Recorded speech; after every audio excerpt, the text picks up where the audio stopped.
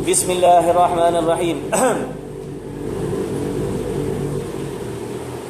Alhamdulillah Rabbil Alamin. Wassalatu wassalamu ala asyrafil anbiya'i wal mursalin wa ala alihi wa sahbihi ajma'in.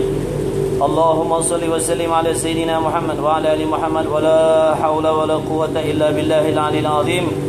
Liridha ilahi ta'ala al-Fatiha. A'udhu billahi minasyaitanir rajim. Bismillahirrahmanirrahim. Alhamdulillahi Rabbil Alamin. Ar-Rahmanir Rahim. Maliki yawmiddin.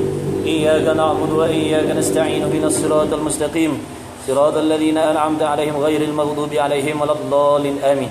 Bismillahirrahmanirrahim. Alhamdulillah wassalatu wassalamu ala Rasulillah. Subhanaka la 'ilma lana illa ma 'allamtana innaka antal alimul hakim. Allahumma iftah 'alaina hikmataka wa anshur 'alaina min khaza'ini rahmatika ya arhamar rahimin. ربنا زدنا علما وفهما يا كاشف المشكلات اكشف الحجب عن وجه هذه المعاني حتى نطلع على خفيات هذه المسائل واحفظنا من الخطأ والضلال فأنت موفق كل أمر وأنت علام الغيوب برحمتك يا أرحم الراحمين. وهب لنا يا وهاب علما وحكمة ولرزق يا رزاق كلنا مسهلا وبالخير فافتح لنا يا الله بالهدى بالعلم كلنا يا عليم فضلا. اللهم علمنا ما جهلنا وذكرنا ما نسينا. اللهم اجعل أعمالنا خالصة لوجهك الكريم. وصلى الله على سيدنا محمد وعلى آله وصحبه وبارك وسلم. الحمد لله رب العالمين. أما بعد. Wassalamualaikum warahmatullahi wabarakatuh. InsyaAllah kita sambung kitab kita yang pertama. Muka surat apa ni? Nah, baca tauhid dulu. Ada lipat kat mana nak?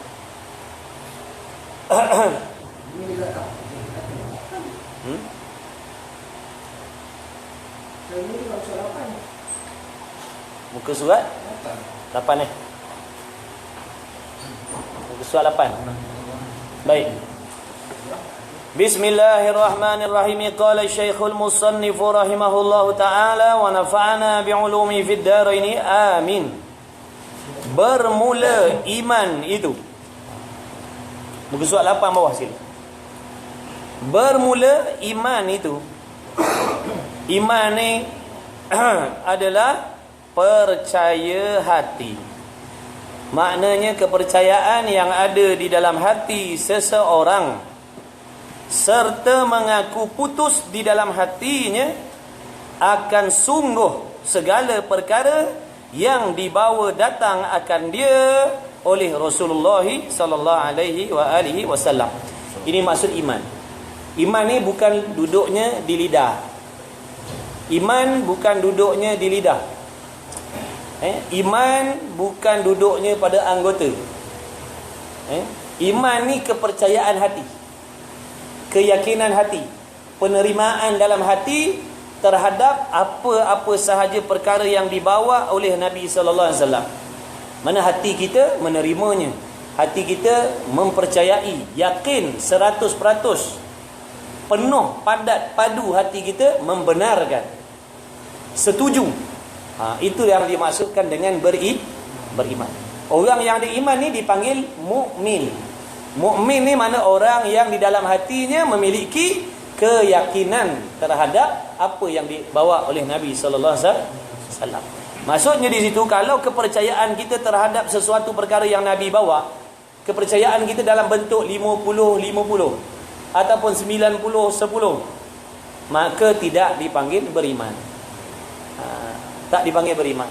Contoh, kita kata percaya tapi dalam, kita cakap 95% ada sedikit kita tinggalkan keraguan, kesangsian tentang perkara itu. Maka ini tidak dipanggil beriman. Tak masuk yakin. Di dalam bab i'tikad ni, dalam bab akidah ni, di satu je, yakin saja. Selain daripada yakin, tidak beriman. Yakin ni 100% ataupun lebih daripada itu lagi. Kalau 9.9, 99.9 itu tidak dipanggil beriman. Itu namanya zon. Zon ni berat sangka, berat hati. Zon, bahasa Arabnya, Melayunya berat hati. Kita berat hati yang Rasul tu benar. Makna bukan yakin. Berat hati yang Rasul tu bersifat benar. Maknanya ada sedikit keraguan tentang tidak benarnya Rasul. Itu namanya zon. Dia zon tentang Allah, dia tak yakin, dia zon. Mana dia berat sangka yang Allah ni ada. Sikit-sikit berasa macam tak ada Allah. Itu namanya zon. Dalam bab i'tikad, kalau zon ni masih lagi kufur, tak dipanggil beriman. Apatah lagi kalau 50-50. Di 3 jenis kepercayaan. Yakin 100%. Zon, banyak percaya, sedikit tidak percaya. Waham, banyak tidak percaya, sedikit percaya. Jadi yakin, zon, waham. Yang nak dalam beriman ni satu je, iaitu yakin. Kalau zon dan waham tidak dipanggil tak dipanggil beriman. Sebab tu kita kena pastikan hati kita menerima apa-apa sahaja perkara yang dibawa oleh Nabi SAW. Wajiblah kita beriman, makna meyakini perkara itu, walaupun perkara itu tidak digemari oleh nafsu. Macam sembahyang, nafsu tak suka dengan sembahyang, kan? Puasa, nafsu memang tak suka dengan puasa, tapi penerimaan hati kita yakin dengan hukum puasa. Kita terima hukum puasa tu, kita setuju dengan hukum puasa tu. Cuma dari segi nafsunya tak suka. Yang disebut nafsu ni memang dia tak suka apa yang Allah suruh, memang dia tak suka. Tapi hati terima tak? Terima. Allah suruh sembahyang 5 waktu, terima tak hati? Terima. Sebab apa tak buat? Malas lah. Tapi aku tahu benda ni wajib, benda ni mesti, tak buat berdosa. Ni orang panggil beriman. Kalau dia kata sebab apa tak sembahyang? Alah, bukannya wajib pun sembahyang tu. Ini baru panggil kufur. Kalau dia tak sembahyang serta dia mengingkarkan hukum tu, jadi kafir. Kalau dia tak sembahyang tapi hatinya membenarkan hukum tu, dia masih lagi beriman. Baik. Ada tok guru duk terjemahkan maksud iman ni setuju hati. Setuju hati. Setuju. Walaupun sesuatu perkara tu kita tahu, tetapi hatinya tidak setuju, tidak dipanggil beriman. Contoh macam orang Yahudi dan orang Nasrani. Mereka mengetahui bahawasanya Muhammad sallallahu alaihi wasallam itu adalah rasul yang lagi akan diutuskan oleh Allah pada akhir zaman. Sebab dah disebutkan di dalam kitab-kitab mereka tentang Ahmad, tentang Muhammad. Makna mereka mengetahui, mereka faham, mereka tahu. Oleh kerana hatinya tidak setuju, dengan apa yang dia dah tahu tu, maka dia tetap tidak beriman dengan Allah. Padahal dia tahu, kalau tanya Muhammad dia tahu siapa dia Muhammad, sebab dah diceritakan dalam kitab-kitab mereka. Tapi mereka tak setuju yang Muhammad ni rasul, dia tak setuju. Sebab tu tidak dipanggil Begitulah juga kita dengan Quran. Tahu tak Quran tu daripada Allah? Tahu. Tahu tak dalam Quran tu semua melengkapi tentang hukum hakam? Tahu. Setuju ataupun tidak? Andai kata hatinya tidak setuju dengan hukum hakam yang ada di dalam Al-Quran, maka mereka tidak beriman dengan Al-Quran, walaupun mereka tahu. Nampak tak? Dia tahu dalam Quran ada hukum potong tangan orang mencuri. Dia tahu, tapi dia tak setuju, maka tidak beriman dengan Quran. Tak beriman dengan Quran berarti tidak beriman dengan Allah lah, kafir.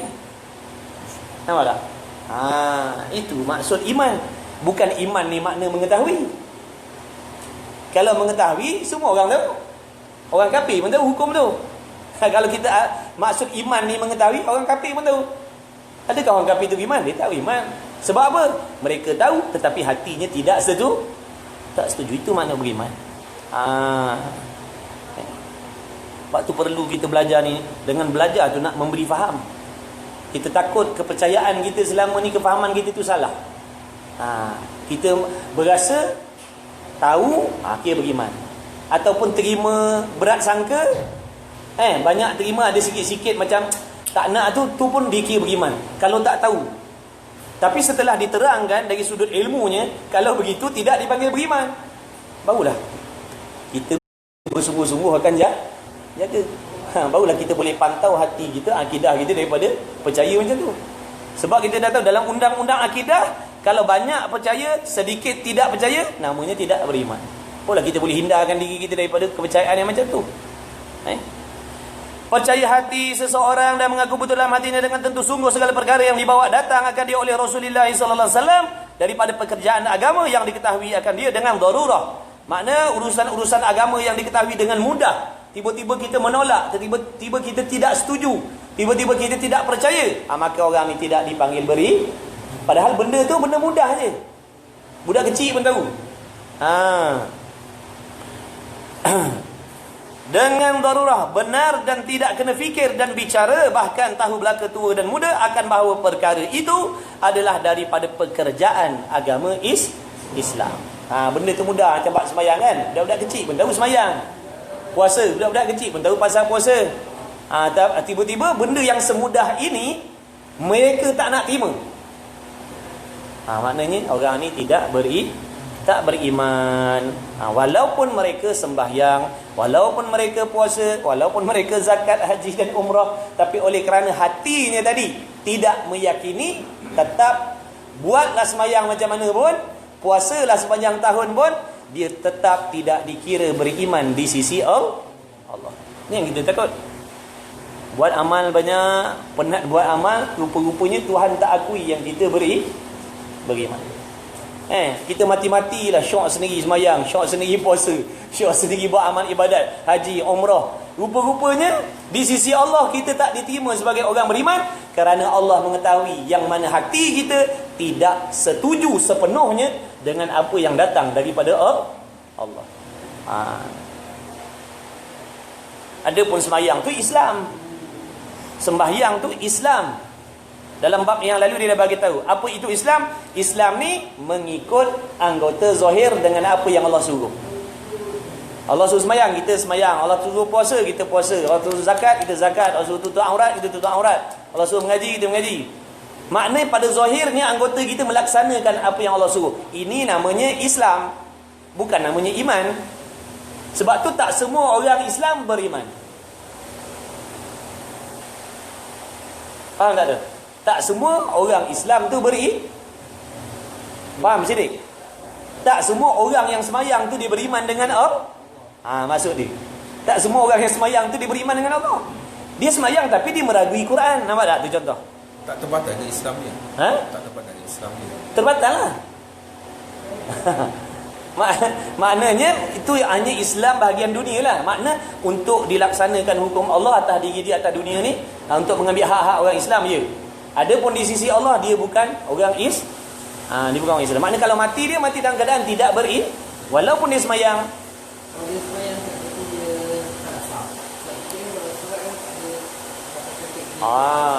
Kalau sembahyang tidak sah, tu tak membatalkan akidah. Makna batal sembahyang lah. Makna dia wajib ulang sembahyang yang betul lah.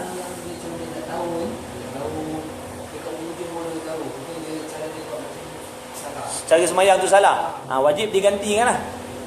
Wajib dikodokkan sembahyang tu. Wajib ganti. Sebab benda tu wajib. Salah siapa? Maknanya salah kita. Sebab benda tu wajib, sepatutnya sebelum balik kita dah tahu.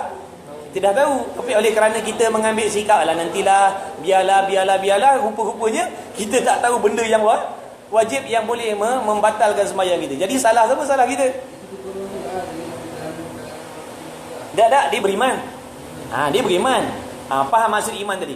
Kalau hati dia tak percaya, baru dia baru dia tak beriman. Ini hati dia percaya. Cuma semayang dia tak sah. Dia buat tapi tak tepat lah. Yang naknya macam mana? Yang naknya dia buat apa yang Allah suruh, dia tinggalkan apa yang Allah larang, serta hatinya percaya. Ini baru sempurna. Kadang-kadang dia setakat beriman tapi tak buat.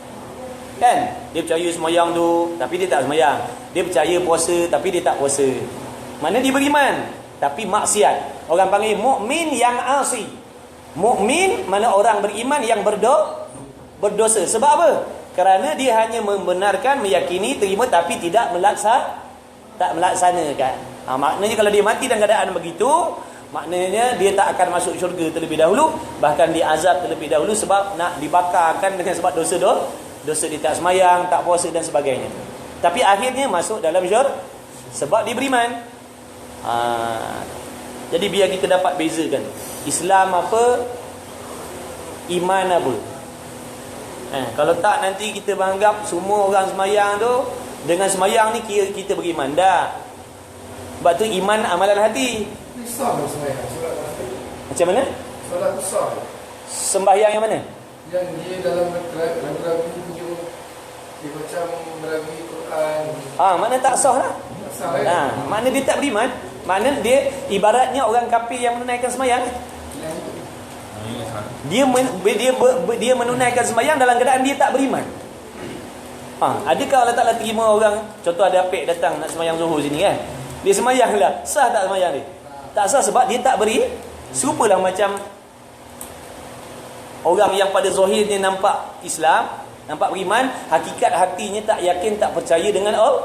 Walaupun dia sembahyang, makna di sisi orang, di sisi manusia mengatakan dia orang Islam. Orang kata sembahyang ni sah, tapi di sisi Allah tak. Sebab syarat sah ibadat mesti beriman. Syarat sah ibadat mesti beriman. Faham tak? Syarat sah sembahyang mesti beriman. Orang murtad nak sembahyang sah tak? Tak sah sebab dia tak beriman. Tapi beza tak dengan khusyuk? Kalau dia tak khusyuk dalam solat, dengan keadaan ni, melalui beza tak? Tidak khusyuk tu kira markah pahala ibadat. Dia tak melibatkan iman. Dia tak melibatkan terbatal iman dengan sebab tak khusyuk tak? Bukan. Dia maksud iman ni terima hati dengan tidak. Terima hati, sepenuh hati terima, beriman. Kalau dia sembahyang walaupun dia beriman, tiba-tiba dia sembahyang tak khusyuk, itu maknanya mengurangkan pahala sembahyang dia, bukan bererti terbatal iman dia, tidak. Masalah tak khusyuk tu masalah ganjaran pahala dalam sembahyang. Boleh?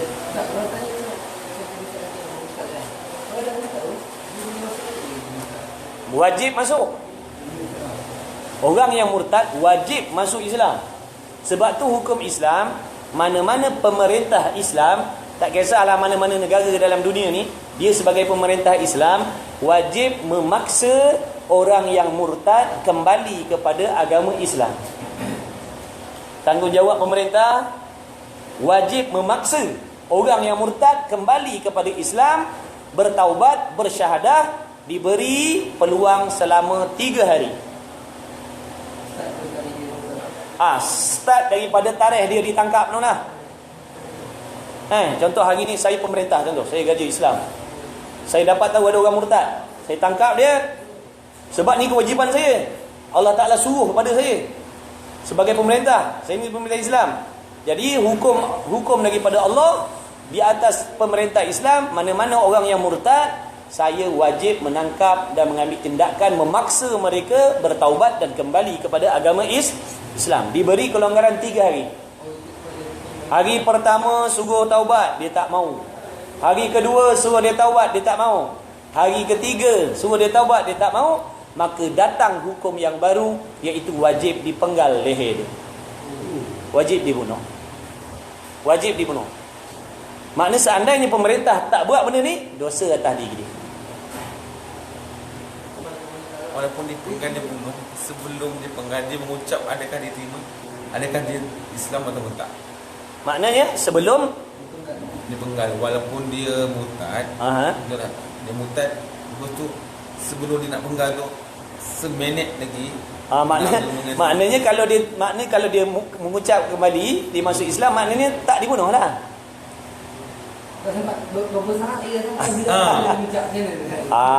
Kalau dia sempat kalau dia sempat, mudah-mudahan Allah terimalah dia. Mana hari ni saya dapat tangkap dia, hari ni saya mula paksa dia.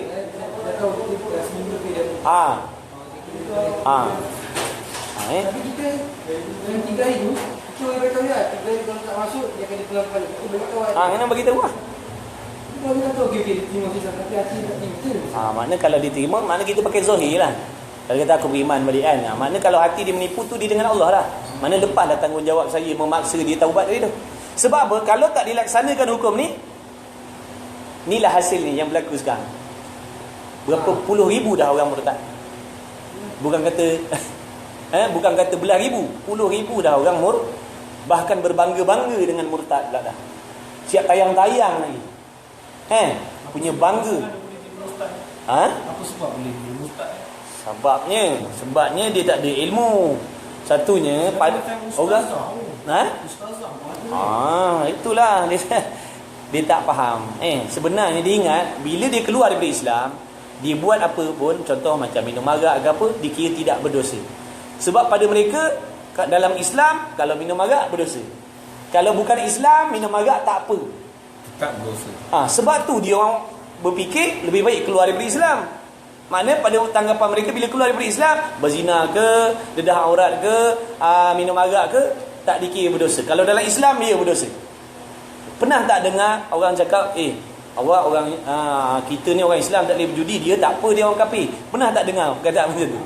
Padahal dua-dua tak boleh tak boleh berjudi. Sebab tu nanti di hari kiamat, orang kafir tu akan diazab oleh Allah dengan sebab dosa tak sembahyang, dosa meninggalkan puasa, dosa tidak mentauhidkan Allah, dosa mendedahkan aurat, dosa berzina. Mereka diazab oleh Allah dengan sebab mereka ni mukallaf. Apa maksud mukallaf? Orang yang diberatkan hukum Allah. Siapa dia mukallaf? Berakal. Orang kafir berakal tak? Dia balik ke tak? Sampai tak seruan agama Islam pada dia? Sampai. Dia boleh mendengar ataupun boleh melihat tak? Boleh. Jadi bila ada 4 syarat ni, nama dia mukallaf. Apa maksud mukallaf? Orang-orang yang diberatkan hukum Allah. Cuma bezanya, kalau dalam Islam buat amal dapat pahala, tinggalkan maksiat pun dapat pahala. Kalau selain daripada Islam, buat amal pun tak dapat pahala, tinggalkan maksiat pun tak dapat pahala, bahkan berdosa. Kadang orang dia ambil jalan susahlah dalam Islam ini, tak boleh dah, kita keluar Islam dah. Tanggapan dia itu, bila keluar Islam besok, sebab apa tak sembahyang? Bukan Islam. Okey. Bukan Islam tak apa. Dah tu besok dalam neraka tu siapa? Orang Islam lah. Dah orang kafir buat dikira tak berdosa. Maknanya dalam neraka tu penuh orang Islam. Orang kafir mana nak letakkan? Syurga. Kenyataan yang saya pernah baca, dia kata kita kan orang Islam tak boleh mengarah, dia berjudi semua. Tapi dia macam tak boleh berzina semua. Dia agama kafir juga, dia orang Islam juga tak boleh. Macam judi, berzina. Tapi macam kalau agama Kristian tu, dia orang boleh dia orang dosa, dia orang pergi church ayam, makan dia, dosa diampunkan. Sebab tu ramai dia orang fikir macam tu, dia orang pergi ke sana. Yalah, Kristian yang ada sekarang pun bukan Kristian yang sebenar. bukan yang dia beramal dengan kitab yang asal. Dia beramal dengan kitab yang dah diubah suai oleh dia punya pendeta dia tu. Jadi tak boleh. Sebab tu Allah Taala kata, wala tamutunna illa wa antum muslimun. Kamu jangan mati melainkan kamu mati dalam keadaan agama Islam. Maknanya kalau kamu mati dalam keadaan bukan Islam, tak selamat dah sampai ni. Sampai sudah. Inna dina indallahil Islam. Sesungguhnya agama yang Allah Taala terima Islam saja. Selain dah. Sebab tu jangan kita nak keluar. Nak keluar. Allah Taala janji dah, dia akan mengampunkan segala dosa besar kecuali mensyirikkan Allah.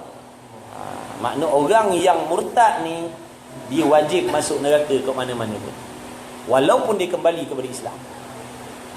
Ini hukum. Maknanya kalau Allah nak ampunkan, kalau Allah Ta'ala tak nak masukkan, dia boleh. Akal kita boleh terima. Tapi Allah bagi amaran, penegasan. Dosa besar lain banyak. Ada pun syirik ni, kecuali, nampak tak? Sebab apa? Allah Ta'ala tak nak hamba manusia ni besok bersenang-senang nak mensyirikkan Allah dengan alasan dosanya macam minum kan? Mana bermudah-mudah.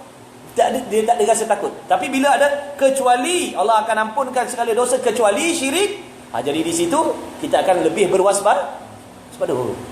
Syirik aku tak berani. Nak sembah berhala aku tak berani. Nak tukar agama aku tak berani. Nampak? Tapi kalau dikatakan Allah akan mengampunkan semua dosa termasuk syirik, nanti orang akan syirik macam minum arak lah. On off suka hati. Tak? B.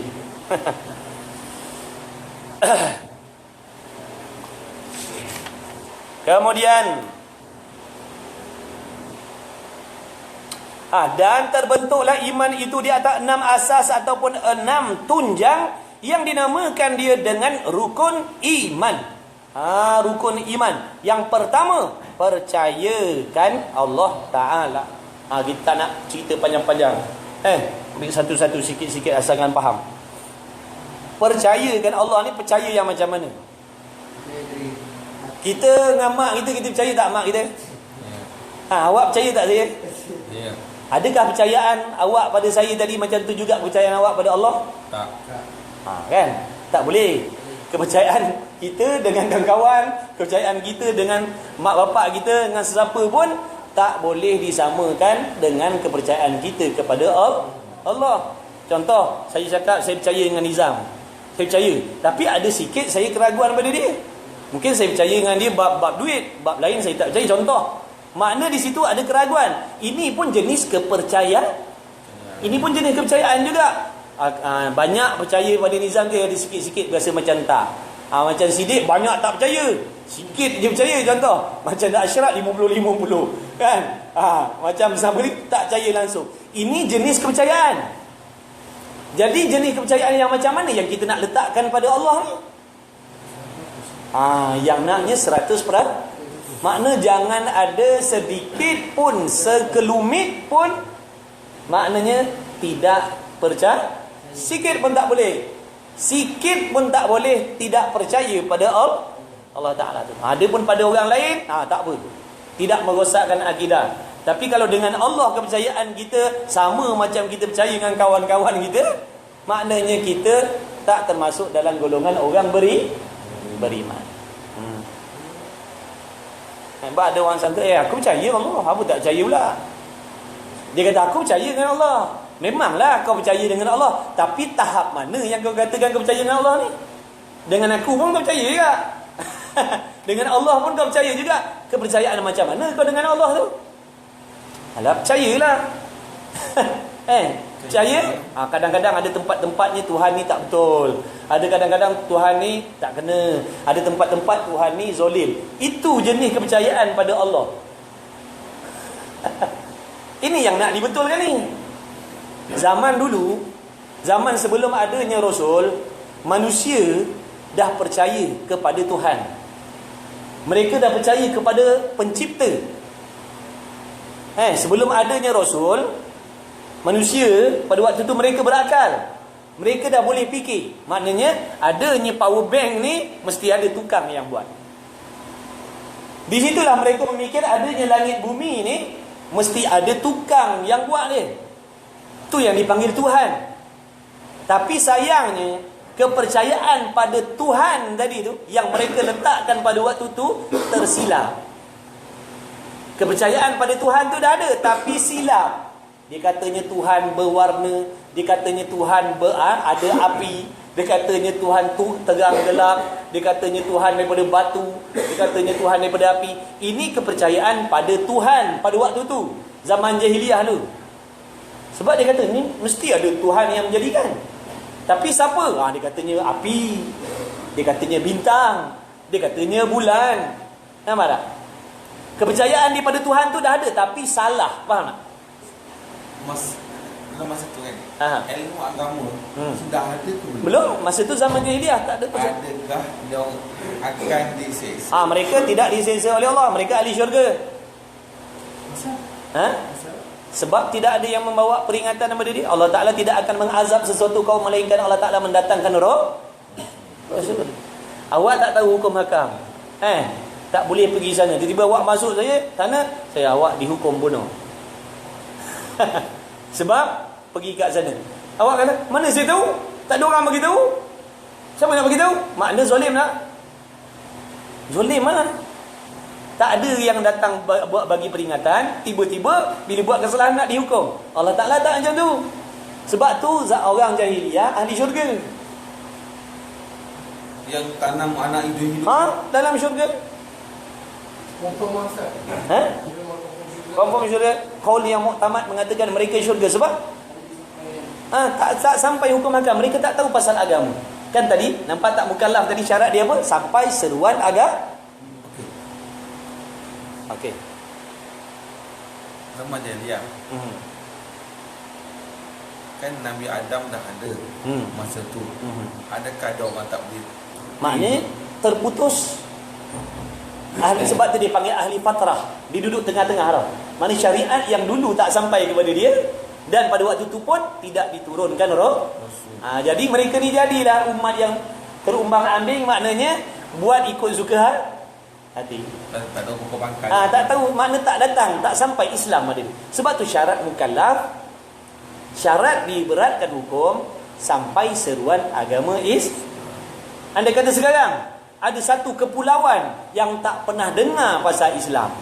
Sekarang ni, Contohlah orang asli kat dalam dalam hutan, mak bapak dalam tak pernah dengar, tak pernah tahu tentang Islam. Mereka tak mukallaf. Mereka tak berdosa. Sebab nak dikatakan berdosa macam mana? Tak ada yang datang menyampaikan peringatan kepada mereka. Orang asli yang semua busuk dia semua.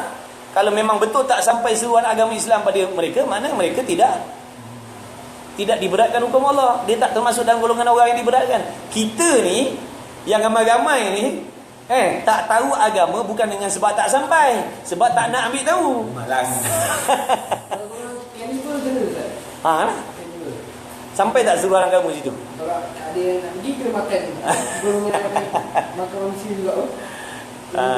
Maknanya kalau tak sampai seruan agama, mereka tetap tidak dikatakan mukallaf. Kita ni semua ni dah mukallaf. Cuma tak tahu, tak nak, sebab tak ambil tahu. Itu tak ada seruan dia buat juga menyampaikan agama lain. Dalam masa sama juga dia buat berdosa juga.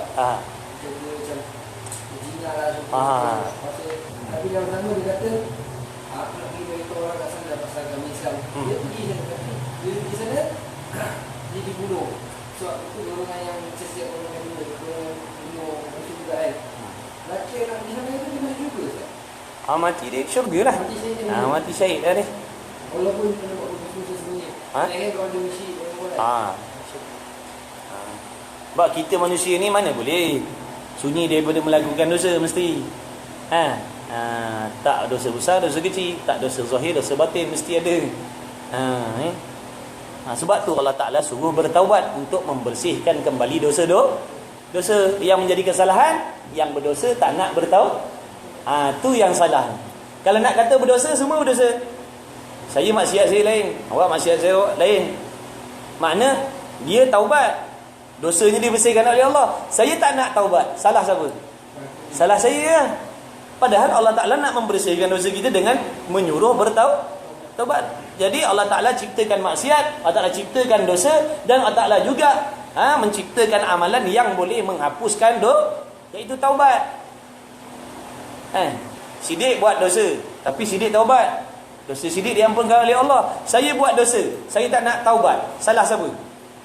Sedangkan sama-sama kalau kita taubat sama-sama, Allah tetap mengampunkan dosa kita.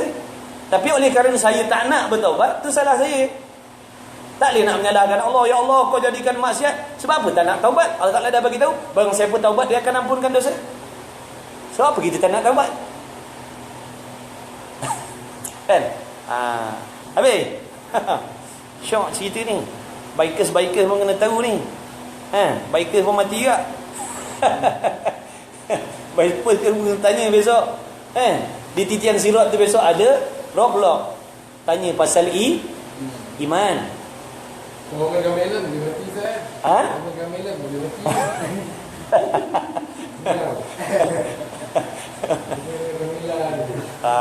Tak apa. Kena belajar. Belajar, insya-Allah. Dengan ilmu tu nanti akan jadi panduan. Sebab tu ilmu yang menjaga kita. Kalau harta, kita menjaga harta. Kalau ilmu yang jaga kita. Nampak tak?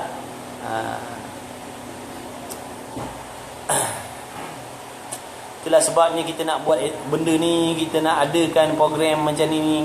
Sebenarnya nak buka pendedahan pada kawan-kawan. Sebab benda ni ramai yang tak tahu. Nampak macam benda ni simple, mudah. Tapi bila dikupaskan, macam-macam soalan. So, ada Indonesia kita jadi persoalan. Kita belajar yang lain. Baik dia ingat apa cakap semua. Tapi Malaysia biasalah, Malaysia buku juga kan. Kalau dia pergi kat Indonesia tu, jangan risau, automatik dia dapat jawab kalau kau benar-benar beramal. Sebab yang menjawab, yang menyelamatkan kita besok amalan kita. Sebab tu kita tak boleh nak ngapal je. Man Rabbuka. Siapa Tuhan kau? Allah Tuhan aku. Muhammad. Lepas sembahyang baca tu buat wirid. Sebab apa ni? Menghafal. Nanti dalam kubur senang nak jawab. Tak, yang menjawab tu amal. Kalau waktu hidup kelakuan kita tidak beriman dengan Allah, takkan boleh jawab dalam kubur. Kalau waktu hidup kita sebagai orang munafik, mana bermuka-muka seperti orang Islam, dalam kubur besok, waktu ditanya siapa Tuhan kamu, takkan dapat jawab. Siapa nabimu, dia takkan dapat jawab. Automatik dia takkan dapat jawab. Sebab bergantung kepada amal waktu hidup. Waktu hidup. Contoh, apa agama kamu? Dia nak menjawab tu amalan. Maknanya kalau waktu hidup dia percaya yang Islam tu agama dia, dia mengikut Islam, dia mengiyakan, dia menyungguhkan, dia setuju dengan Islam, automatik dalam kubur bila ditanya apa agama kamu, amalannya akan jawab Islam lah agama. Tapi kalau waktu hidup dia menentang Islam, dia tak suka dengan Islam, pandangan dia Islam ni jumun, Islam ni ketinggalan zaman, Islam ni menyusahkan, Islam ni tak perlu. Makna kalau dalam kubur tu nak jawab Islam agama ku, minta maaf lah. Siap. Sebab amalan ni sendiri tak boleh tipu. Kalau waktu hidup kau terima Islam, dalam kubur kau akan dapat jawab. Kalau waktu hidup kau percaya Quran, dalam kubur kau akan dapat jawab Al-Quran ni ikutan aku. Tapi kalau dalam waktu hidup kau menentang Quran, kau kata Quran inilah hukum lapuk lah, tak relevan lah, dalam kubur macam mana nak jawab? Nampak tak? Ada soalan ABC semua tak ada. Tak ada. Sebab yang jawab tu amal. Kalau hafalan bolehlah kita ngapal lebih sekarang. Ataupun pesan Najib standby tolong dia jawab, bisik kan ke, WhatsApp ke, dah amalan gitu. Macam mana kalau kita nak senang hidup di hari kiamat ni, waktu hidup ni lah penentu dia. Kita nak membentuk akhirat kita waktu hidup ni. Waktu hidup ni adalah waktu nak membentuk nasib akhirat kita macam mana. Kalau waktu hidup kita tak peduli ikan amal ibadat, sendiri mau ingat lah. Sendiri mau ingat lah. Makna nasib kita kat sana besok. Tak ada siapa yang boleh menolong ni. Tak prepare pada awal habis. Sebab tu kita dalam hobi-hobi pun benda ni kita tak boleh tinggal. Hobi tu nak menghilangkan bosan beribadat, bukan berhobi meninggalkan ibadat. Allah tak larang nak berhobi. Nak tengok TV, tengoklah. Nak hilangkan jemu beribadat kan, nak duduk atas sejadah aja mana boleh tahan. Tanya Ustaz, ni pendapat Ustaz lah. Yap. Ni lagi sikit lah. Sebenarnya sukan macam race ni kan, Kan soalan saya nak argue kan. Bagus ni. kau dah berani tak ada kot. Tak apa. Teruskan, teruskan. Apa Ustaz? Hukum pada pihak mana tu? Pada lagi lah. Maknanya kalau Baru hari lepas saya tanya Ustaz kan. maknanya kalau benda tu memang makna kita buat, kita adakan dalam keadaan memang keadaan yang tidak ada keselamatan, makna tu orang panggil sengaja. Makna kita menempah Jangan siap galak semua tu lah. sebab memang orang tahu tu Yang bahaya. memang membawa kepada dalam keadaan tidak ada keselamatan, dalam keadaan jalan raya gaya macam tu, kita race itu sama macam Superman lah. Maknanya pada adatnya kalau jatuh memang jalan. Sebab saya pernah ditegur oleh Syekh Firas dekat tadi tu tempat ni. Dia kata, Ustaz, dia orang Arab Syria. Dia kata datang tadi buat kereta motor. Saya kata buat motor. Dia kata jangan jangan laju-laju sangat. Sebab ada ulama mengatakan orang yang kalau bawa dalam keadaan gila-gila ni, mati dia. Yang memudaratkan diri. Bawa dalam keadaan memudaratkan diri tu, mati dia dikira mati bunuh diri. Sebab tu saya pernah tanya Ustaz, 2 hari lepas dia lepas semalam kan. Dia pergi karat lah, pergi makan, balik kena tinggal, kita nak kejar. Kadang bahaya, adakah kita nak kejar ataupun kita redha, kita slow-slow.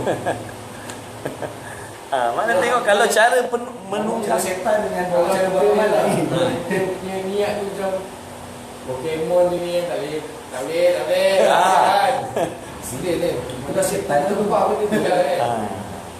Kita kembali kepada niat kita kan. Setan tu dia. Tapi kalau kita dah niat kita nak sukan, saya sebenarnya suka cakap saya kena motor niat saya lah. Saya ni ada penyakit. Saya ni ada diabetes semua kan. Tapi dengan dia saya nak race tu, saya beredar lah. Saya buat sekal, saya buat perus, saya nak fitness. Kemudian saya prepare bike saya dengan keadaan yang sihat lah. Maknanya selamat lah, selamat. Pakai filter terbaik semua. So far jatuh 265 pun Yalah. boleh. Tak ada apa lah. Tu maknanya padan dengan usaha kita lah. Mana kita nakkan keselamatan benda tu kan, perlukan keselamatan. Mana cukup dengan persiapan kita yang betul, dan kita berserah kepada Allah Ta'ala. Dan di InsyaAllah. tempat yang betul. Dan di tempat yang betul. Di karak bahaya. Tapi kena game, mesti nak kena. Zikir. Itu masalah kan. Zikir pun banyak. Zikir dan selawat. Astagfirullahaladzim. Baik. Baik. Aku. Kalau aku kat jalan, orang pelik. Aku pernah race tak pernah race ni. Betul. Orang persoalan ni tak. Sebab tu lari situ. Betul. Kan baru ni kena potong kat corner kan? Sebab memang nak potong. Aku nak kena tinggal. Okey. Nak kejar tak? Bahaya pula nak kejar. Jadi percaya kepada Allah Ta'ala ni maknanya mengaku putus dalam hati. Putus makna tak boleh bolak-balik dah. Tak boleh tarik-tarik dah. Tak diubah-ubah dah. Tu maksud mengaku putus. Jazam. Putus. Simpul mati. Tak boleh nak ubah dah. Makna kepercayaan kita pada Allah tu ibaratnya simpulan mati. Tak boleh buka dah. Tu je lah. Senang ke, susah ke, sihat ke, sakit ke, dalam Malaysia ke, luar negara ke, atas angkasa ke, dalam laut ke, itulah kepercayaan kita dengan Allah. Dia tak berubah-ubah. Kalau berubah-ubah ni makna dia bukan simpul mati. Longgar. Duduk dalam Malaysia lain kepercayaan dia. Duduk kat negara barat, kepercayaan dia dengan Allah dah lah. Waktu sakit, waktu senang, kepercayaan dia dengan Allah lain. Waktu dia ditimpa sakit, kepercayaan Allah dah lah. Itu orang panggil tidak kejam kepercayaan dia kepada Allah.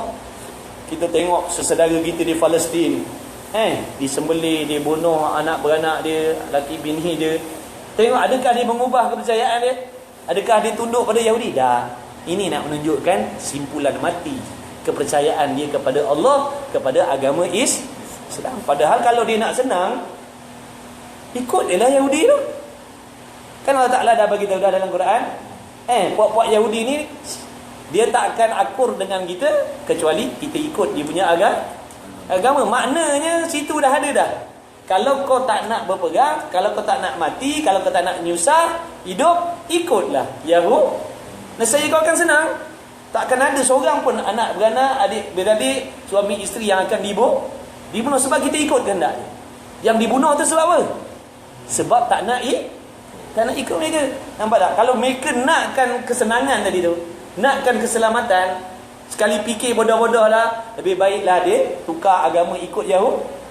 Dia akan aman. Dia akan aman. Tak akan berlaku macam mana yang kita tengok sekarang. Dibunuh, ditembak, dia mati syahid. Mati syahid. Itu nak menunjukkan, nampak, kejamnya kepercayaan dia kepada Allah. Kau nak bunuh. Sebab dia yakin dengan hidup yang selepas daripada mati, iaitu akhirat. Tak apa, pandang ustaz yang baru-baru kes baru ni, yang pasal Israfil beli dengan Islam tu. Yang kita Surabaya. Apa pasal? Ada kes yang Donald Trump itu. Dia nak umumkan tu dia punya ibu negara. Mana tu? Dah jenis bangsa Yahudi kan? Tapi dia orang ada setengah video saya dapat ni daripada media saya, ada sama seorang ustaz cakap lah. Pada kat tu macam ustaz cakap lah, kalau kita ikut pada kita punya yang pengikut lagi macam kita punya raja ataupun, tapi macam Perdana Menteri kita, dia pernah bahaskan waktu dia pergi ke US, dia pernah kata mana-mana musuh US adalah musuh kami juga. Tapi dekat dalam tu, Donald Trump dia punya musuh adalah Malaysia. So macam mana tu? Macam mana? PM cakap siapa musuh US, musuh dia juga. Maknanya musuh dia orang Islam. Adakah PM kita sebab dia kata dia anggap musuh Islam? Dia juga Yelah. dia umumkan macam dia orang dia semua. Memanglah kita nak tengok pun, yelah, undang-undang pun sendiri pun ingat. Dia tak dia lah. Kan? Maknanya undang-undang pun dah memang sekular. Undang-undang pun dah memang undang-undang Yahudi. Nampak tak? Dia mungkin maksud PM tu teroris. Maksud PM tu teroris. Sebab US ni dia menekankan kepada terorisme dunia ni. Mungkin dia berniat untuk menekan yang Yang unsur US teroris lah. Boleh jadilah kan, kita takwil situ duk sangka baik kan. Sebab perkataan itu masih lagi umum kan. Tapi yang dia menolak dia beli yang tu dah ada masalah lah. Baik, maknanya mengaku betul dalam hati seorang dengan tentu sungguh Allah Ta'ala itu Tuhan yang bersifat ia dengan segala sifat ketuhanan. Sifat kesempurnaan yang layak bagi Allah ni ada apa? Allah ni Tuhan yang bersifat dengan sempurna. Kalau tak sempurna tak layak nak panggil Tuhan. Jadi apakah sifat-sifat kesempurnaan Allah tu? Ada berapa sifat kesempurnaan Allah? Tak terkira banyaknya. Tetapi sungguh pun tak terkira, wajib kita mengetahui sebanyak 20 ni wajib kena belajar satu-satu. Walaupun kita beriman Allah ni memiliki segala sifat kesempurnaan, tapi 20 ni kita mesti diberatkan dari segi akidah di sunnah wal jamaah ni, wajib kena belajar 20 ni. Macam nama Rasul lah. Rasul ada berapa orang? Bukan 25 betul. Lebih, tapi wajib kena tahu 25. Begitulah juga sifat Allah. Sifat Allah yang kesempurnaan, sifat kesempurnaan Allah bukan setakat 20. Banyak, tapi 20 ni diwajibkan belajar. Diwajibkan ambil tahu. Sebenarnya sebab apa? 20 ni adalah merupakan asas-asas pengetahuan kita tentang Allah yang melibatkan kepercayaan kita dengan Allah, supaya kita tidak terkeliru dan tersilap dalam meletakkan sifat-sifat Allah tu. Contohnya, kita kalau tanya orang, kita tanya Allah Ta'ala, adakah Allah Ta'ala mengetahui?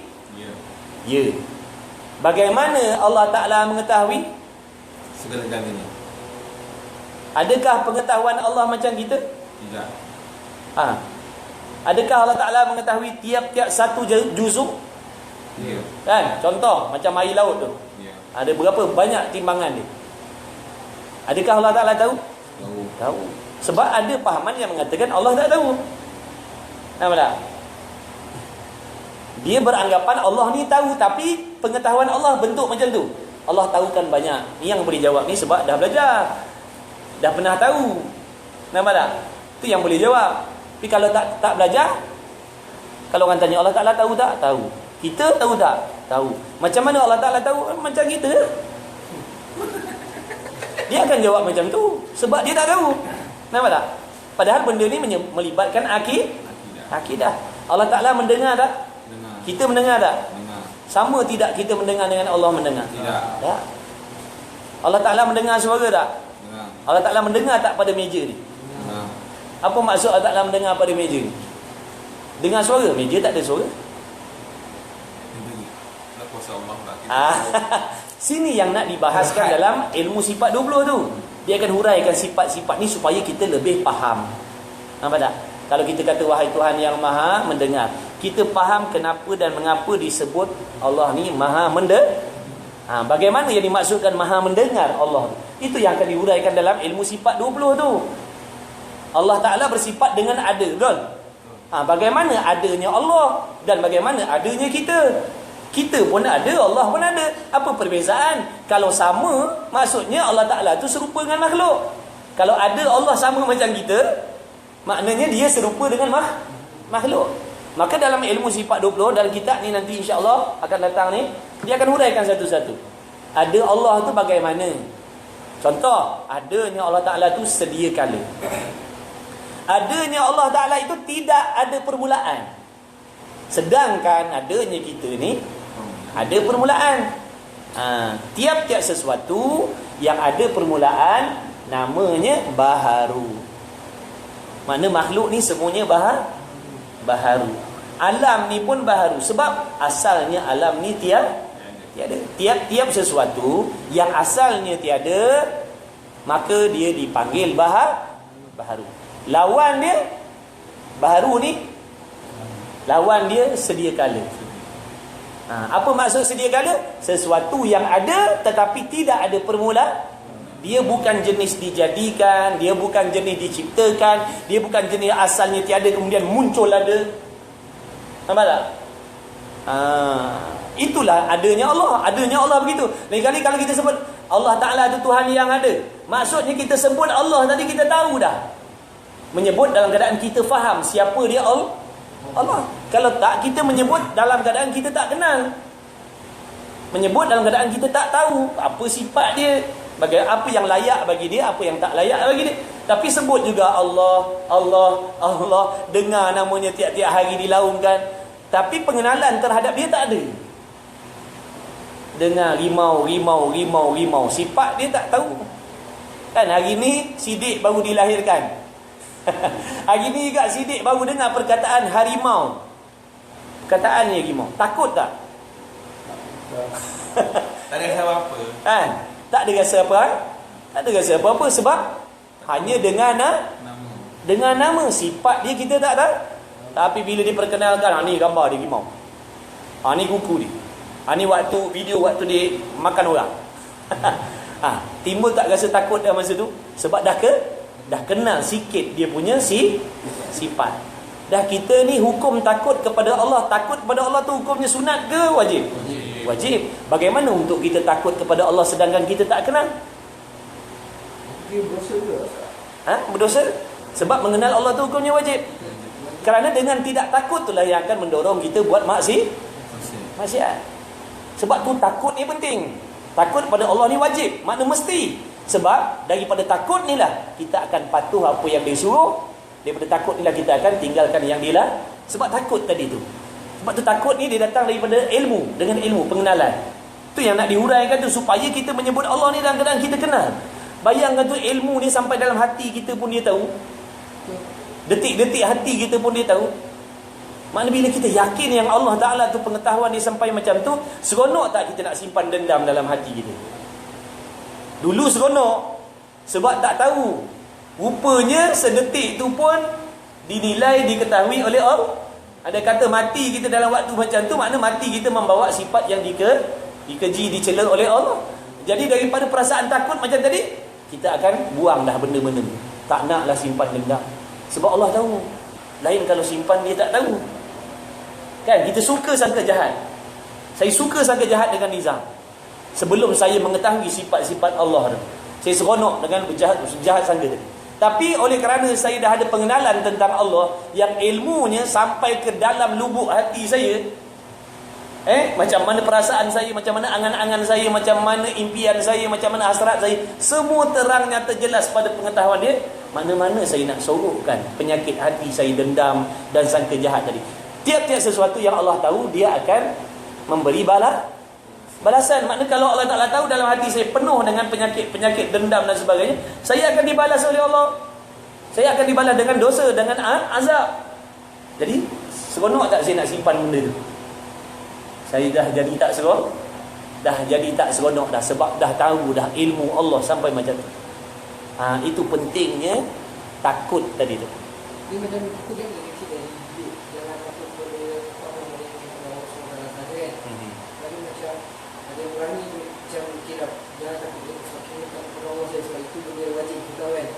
Tapi bila kita macam pergi ada ekspedisi dalam hutan kan, kita nampak benda yang tak Allah. Rimau ke beruang ke kan? Bukan, dia macam yang halus. Benda halus.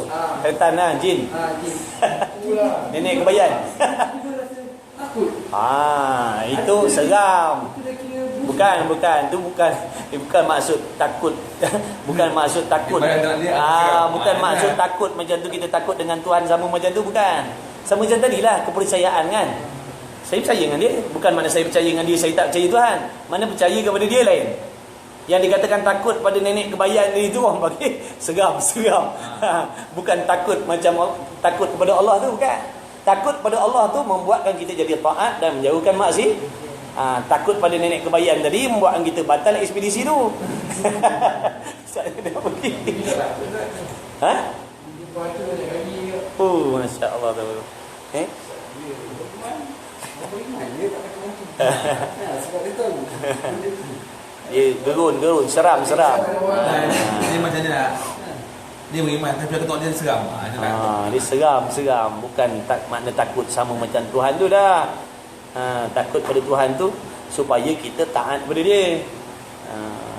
Sebab kalau tak ada takut, tak kenal Tuhan, takkan rasa takut.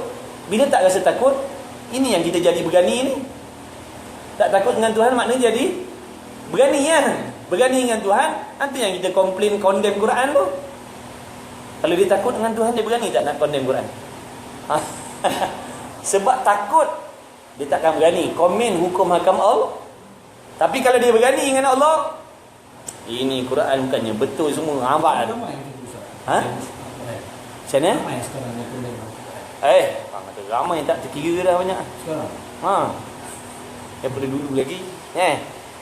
Puak-puak tu memang sentiasa ada sampai kiamat. Orang yang tak percaya kepada Quran, orang yang memperlekeh-lekehkan, orang yang orang yang zahirnya Islam lah. Yang zahirnya Di sisi Allah. orang panggil munafik. Munafik ni orang yang hidupnya beramal secara Islam, padahal hatinya tidak percaya dengan Islam sepenuhnya. Itu makna munafik.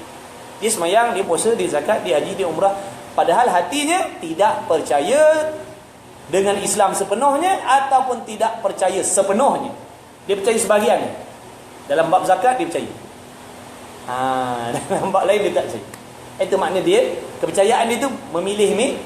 Dia macam orang cakap lah, takut mati, takut. Sebab tak cukup amal ibadah dan kita dibawa. Tak pun. Betul lah tu. So takut mati tu takut tak ada persiapan mati. Takut mati dalam keadaan tidak ada persiapan. Dan mengaku, maka adalah ia tidak beriman. Andai kata, maka jika seorang itu tidak mengaku putus dengan hatinya begitu, atau ia mengetahui juga dengan tidak mengaku, dia hanya tahu je tapi hati tidak membenarkan Allah Ta'ala tu, maka adalah ia tidak beriman dengan Allah, dan adalah ia orang kafir di sisi Allah Ta'ala. Dan jikalau sembahyang puasa sekalipun dia sembahyang, sekalipun dia puasa, sekalipun dia menunaikan zakat, tapi hatinya tidak mempercayai Allah Ta'ala tu dengan sepenuh-penuh keyakinan, bahkan dia meragui adanya Allah, maka orang yang jenis macam ni tetap dikira kafir di sisi Allah, walaupun pada zahirnya menunaikan sembahyang. Kalau dia mati, matilah dia dalam keadaan kafir di sisi Allah. Walaupun jenazah dia diuruskan seperti orang Islam yang lain-lain, kalau dimandikan, dikafankan, disemayangkan di tanah perkuburan orang Islam, tetap rohnya tu akan dikumpulkan bersama orang kafir. Macam orang bunuh diri sama. Kalau dia menghalalkan bunuh diri, mati kafir lah. Bunuh diri itu dosa besar. Kalau dia menghalalkan, dia kata tak salah bunuh diri, maknanya dia dah menukar hukum. Maka mati dia sebab mati murtad, dia murtad dengan sebab dia menukar hukum.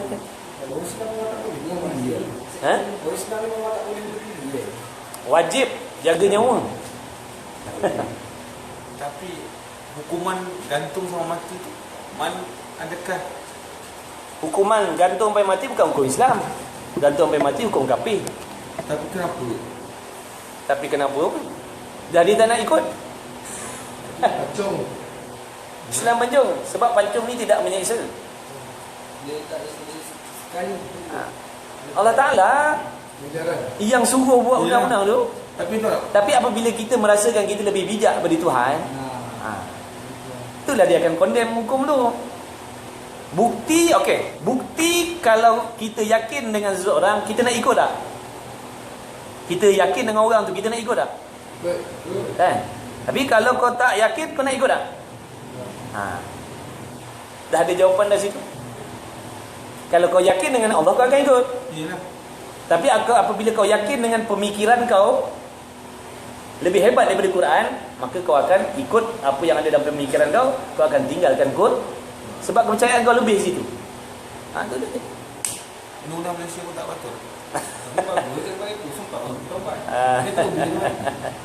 Dah, maknanya hukum bunuh tu memang ada dalam Islam, memang ada hukum bunuh, tapi cara bukan dengan cara menggantung, bukan dengan cara current. Dah, hukumnya pancung. Cepat kan? Sebab Allah Ta'ala tidak menentukan sesuatu kecuali benda tu benda tu ada asbab, benda tu yang terbaik, benda itulah yang adil di sisi Allah.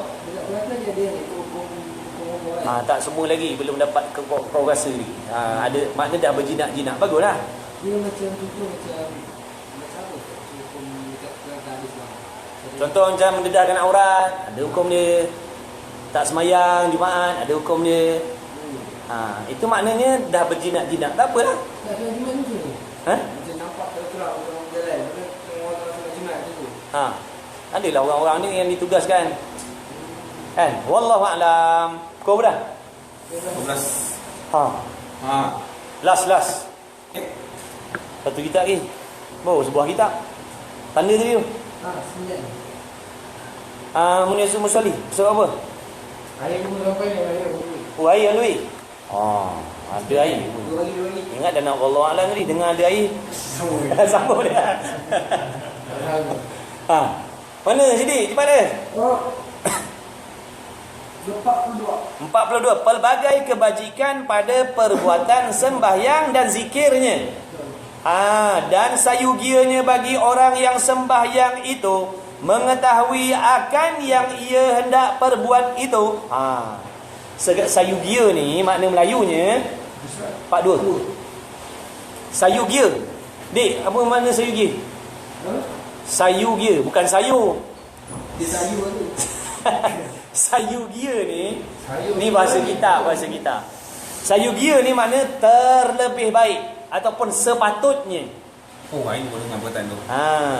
Sayugianya makna sepatutnya bagi orang yang sembahyang macam kita ni. Kan? Macam kawan-kawan ni, macam sesiapa yang sembahyang lah. Sepatutnya mengetahui akan yang ia hendak perbuat itu. Sepatutnya kita yang nak sembahyang ni, kita kena tahu sembahyang ni apa benda ni. Jangan kita buat dalam keadaan kita tak tahu. Tak sah kan? Bukan tak sah. Tak sah pun dia juga. Lagi satu, kita akan buat dengan tidak sepenuh hati. Tahu tak duit? Kenal tak? Kan? Siapa tak kenal nampak tak? Daripada pengenalan tu yang akan memberi kesan pada tindakan nak mencari. Jadi sampai masuk berapa kaki dalam tu. Padahal kau kata kerja gila ni. Tapi tak, pada iktikad dia, benda ni kalau dapat bawa naik 8 keturunan makan tak habis. Sebab tu dia akan gila cari benda tu. Sebab apa dia jadi gila? Sebab dia kenal apa benda yang dia nak cari. Begitulah juga semayang ni, maksud dia. Nak semayang ni kita kena kenal apa dia semayang. Baru kita buat semayang tadi lain. Dalam keadaan kita buat dalam keadaan tak kenal apa tu semayang. Mana tak ada penghayatan lah. Kita akan buat sekadar gitu-gitu je lah. Alhamdulillah, lepas dah siksa aku. Makna sekadar tu je lah. Kita takkan dapat buat dalam keadaan kita menghayati, menghargai, seronok. Sebab kita buat semayang tadi dalam keadaan kita tak kenal apa tu semayang. Makna kita hanya sekadar melakonkan sahaja. Tak ada penghayatan, tak sepenuh hati. Sebab itulah kata musannif, sepatutnya orang yang nak semayang, dia kena tahu apa dia semayang. Ni dia nak cerita ni, nak beritahu ni. Dan qadarnya. Qadar ni mana pangkat dan darjat. Pangkat dan darjat orang yang menunaikan semayang tadi. Mana pangkat yang diberi oleh Allah Subhanahu Wa Taala terhadap orang yang semayang. Dan atas barang yang diberi taufik akan dia. Maknanya diberi kekuatan oleh Allah Ta'ala sehingga dapat menunaikan sembahyang tadi. Maka bahawasanya sembahyang itu sebenarnya telah menghimpunkan padanya beberapa bagai daripada segala kebajikan, daripada afdal, daripada af'al, maknanya daripada perbuatan dan azkar. Maknanya setiap gerak laku dalam sembahyang ni ada kelebihan masing-masing. Ada pahala masing-masing. Angkat tangan pahala lain, membaca pahala lain, khusyuk pahala lain, rukuk pahala lain, i'tidal pahala lain. Itu semuanya pergerakan dan zikir-zikir yang kita baca tu, semuanya ada qadar dan pangkat masing-masing di sisi Allah. Yang pertama, maka apabila berdiri hamba kepada sembahyang, bila kita berdiri sembahyang tu, berkata ya orang sembahyang, Allahu Akbar, kita pun mengangkat takbir.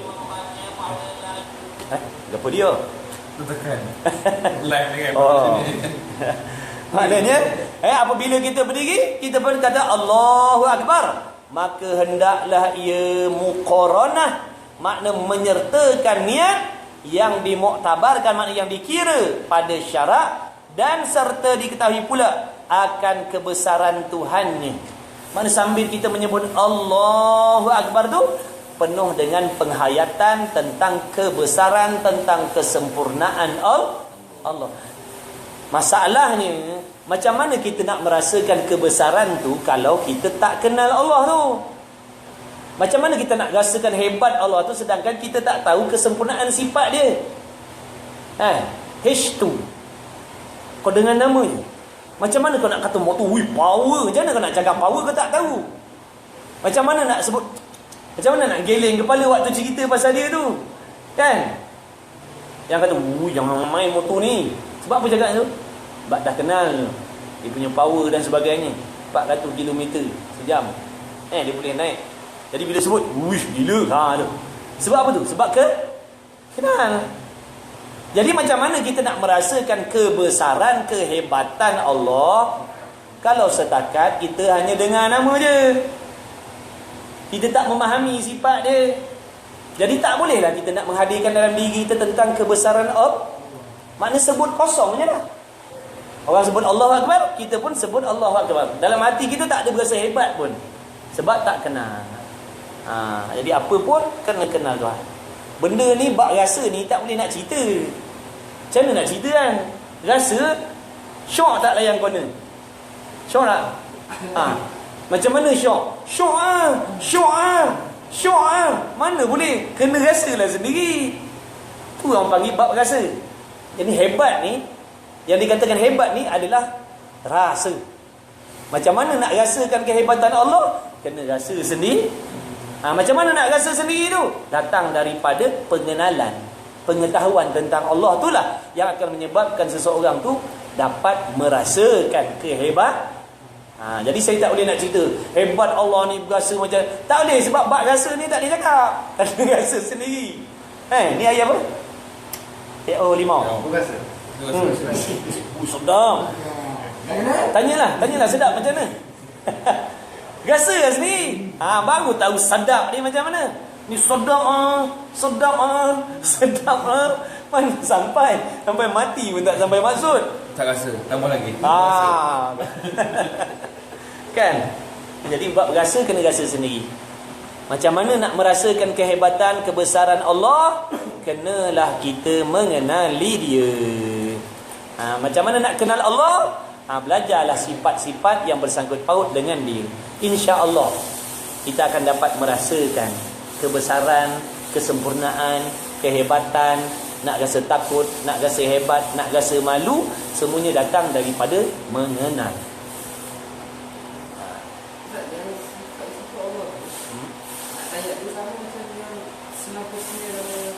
Tu nama-nama Allah yang melambangkan sifat-sifat dia juga. Ada juga dalam situ lah. 20. Lain. Lain. Tu nama-nama dia. Nama yang nak menunjukkan zat dia. Ni sifat. Memang nama-nama 99 atau ada lagi? Ada lagi nama Allah yang disebut dalam Quran 99. Ya, 19. Kau apa? Ini air kau berasa ni. Okey. Yang kemudian waktu kita mengangkat takbir tadi, hendaklah kita menyebutnya dengan perasaan membesarkan. Sebut di samping merasakan kebesaran Allah Ta'ala, menghayati. Tu kenalah sendiri. Betul-betul feel. Feel dia tentang kebesaran Allah Ta'ala tu. Itu kembali kepada pengenalan kita masing-masing lah. Maka maknanya Allahu Akbar itu terlebih azam, yakni terlebih besar dan terlebih mulia. Maka hendaklah benar hatinya. Makna kita bila menyebut Allahu Akbar, serta hati kita membesarkan, hati kita membenarkan kebesaran Allah. Apa tanda-tanda kita membesarkan, kita mengiyakan kebesaran Allah? Buktinya apa? Di antara kita tidak akan percaya selain daripada Allah. Kita tidak akan percaya selain daripada Allah. Itulah bukti kita membenarkan kebesaran Allah. Kita akan ikut dia. Makna apa yang dia kata, kita ikut. Apa yang dia larang, kita akan tinggalkan. Kalau dia kata haram, haram. Kalau dia kata halal, halal. Kita tidak memutar, kita tidak ada cadangan lain kepada Allah. Mana kalau dia kata sami'na wa ata'na, kami dengar dan kami ikut, tu tanda-tanda orang yang membesarkan Allah. Tapi kalau kami dengar, kami mempertikaikan, itu bukan tanda membesarkan Allah. Kami dengar tapi kami mempertikaikan. Kami dengar tapi kami mempersoalkan. Itu bukan tanda-tanda orang yang membesarkan Allah. Tanda-tanda orang yang membesarkan Allah, kami dengar dan kami patuh. Tak ada cadangan lain. Tak ada cadangan lain. Nak cadang apa pada Maha Sempurna?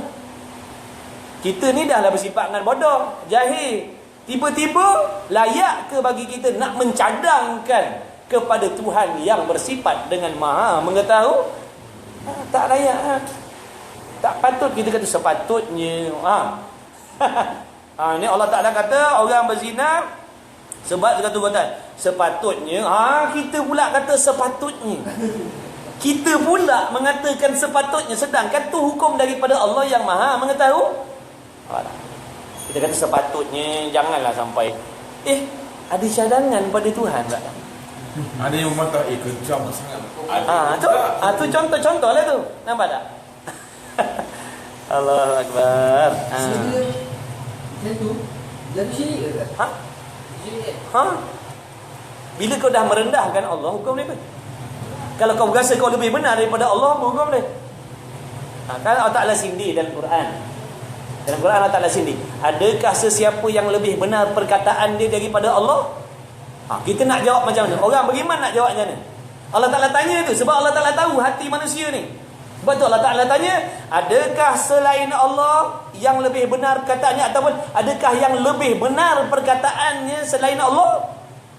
Orang beriman jawab apa? Tak ada. Dah bukti mengatakan tidak ada perkataan yang lebih benar daripada Allah. Buktinya tidak akan ada cadangan daripada kita manusia. Mesti tak ada cadangan lah. Nak bagi cadang apa? Dah dia yang terlebih benar. Ini orang panggil ilmu akidah. Ini nama. Ini orang panggil ilmu akidah. Kepercayaan dalam hati kita, dalam kepercayaan kita terhadap Allah, dia ada undang-undang ni. Dia tak boleh ikut suka hati. Dia ada undang-undang ni. Sebab tu jangan mempertikaikan, sebab tu jangan mempersoalkan. Yang disuruh percaya. Bukan mempersoalkan. Sikit lagi. Maka hendaklah benar hatinya. Makna kita menyebut serta hati kita membenarkan.